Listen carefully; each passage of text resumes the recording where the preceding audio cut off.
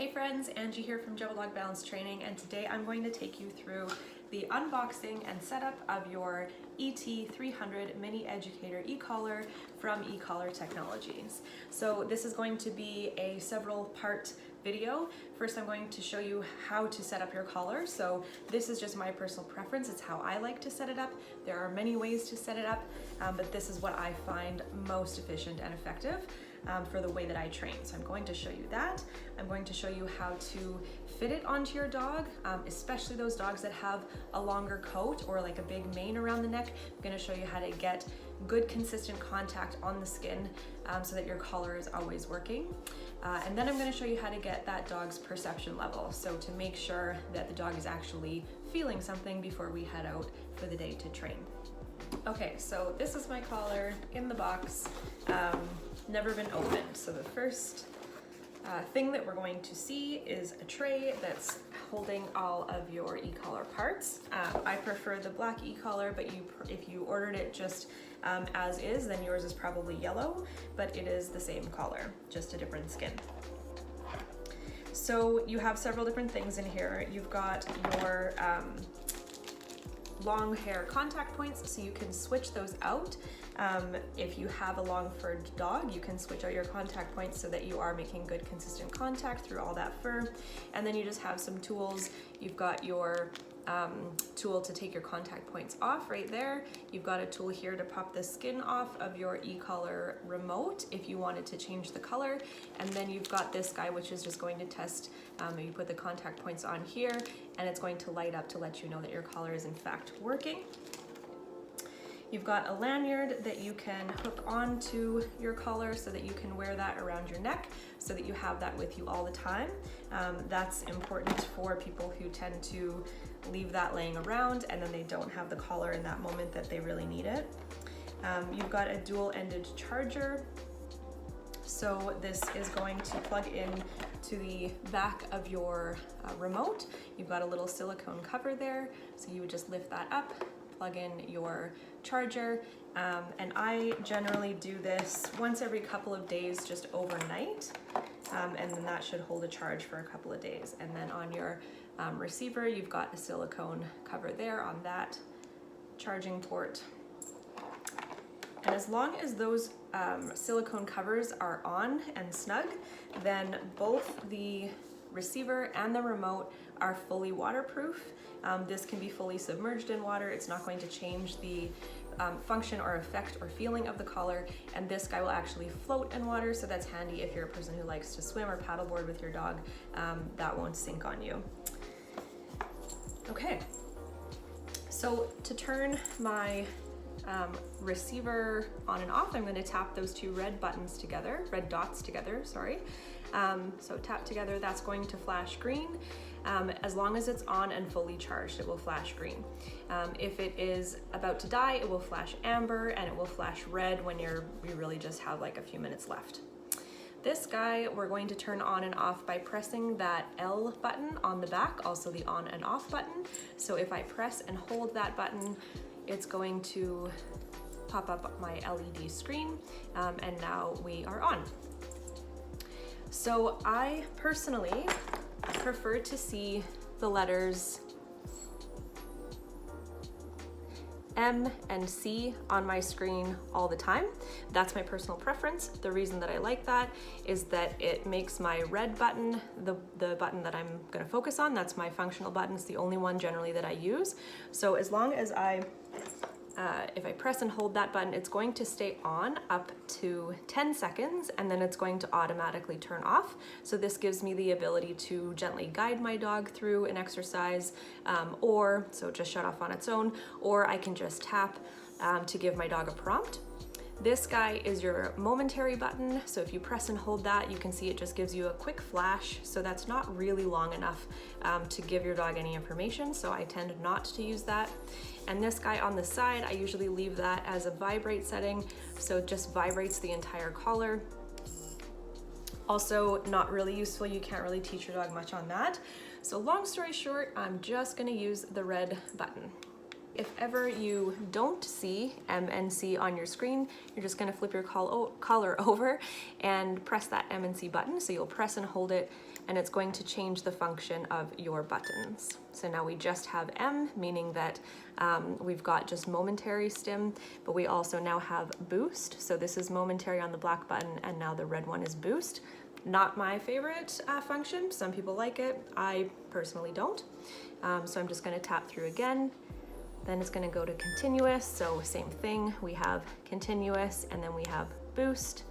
I don't want that, so I'm going to press that button one more time, press and hold to go back to M and C. Now we have continuous and momentary. That's what I want. You're going to see 1D flashing on your screen. That's just telling you that this is a 1-dog system. So this does have the capability of becoming a 2-dog system. Your 1D is just letting you know you're paired only to one receiver. Your collar also has a flashlight built in. So on the back of your remote, that big L button is also a light button. So if I tap this one time, that's gonna have a strobe for me. If I tap it twice, it's going to be a steady light, and it's actually a pretty good light for walking in the wintertime in the evening. And then if I press it one more time, it will shut the light off. So lastly, this is your dial where you're dialing up and down. You want to be nice and fluid on this. You never want to lock this number. If you were to press and hold your dial, it will lock your number. So now if I dial up and down, it's not going to move at all. I don't like that personally. I'm going to press and hold if this ever happens to unlock my number, and now I can be nice and fluid on my dial again.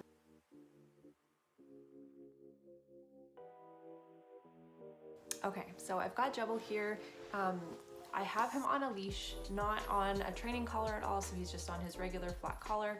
I just want to make sure that he's not roaming around the room and getting input from anything other than the e-collar. So I want to make sure that when I'm reading his body language, it's directly related to the e-collar stim, not something else that he's interested in the environment. So I'm going to get him up and standing so that you can see this. The first thing that I'm going to do, Jebel, come. Good boy. I'm going to put the collar on nice and loose to start with.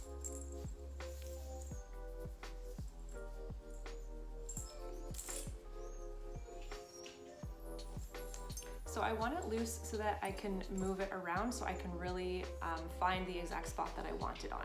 Since this is a muscle stimulator, it needs to be on muscle. So we've got muscle straps on either side of the spine, so just back there behind the ear.